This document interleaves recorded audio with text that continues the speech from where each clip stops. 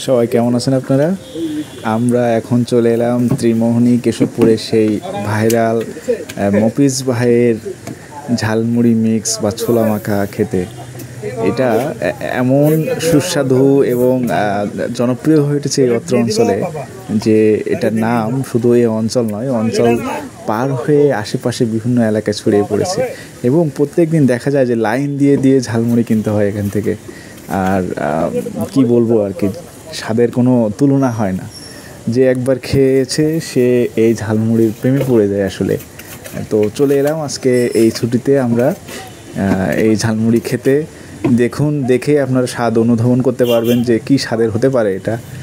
আর যদি কারো লোভ লেগে যায় এবং ভালো লেগে যায়, খেতে ইচ্ছা হয়, তাহলে আমার সাথে যোগাযোগ করুন।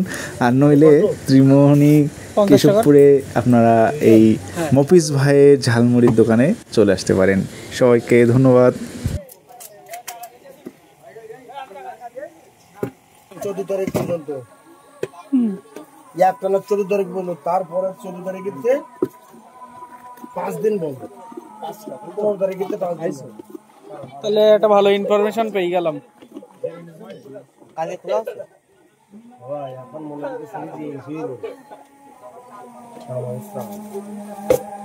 আর এই 8 দিনই আমার বাড়ি খাবে না একটা সময় আছে।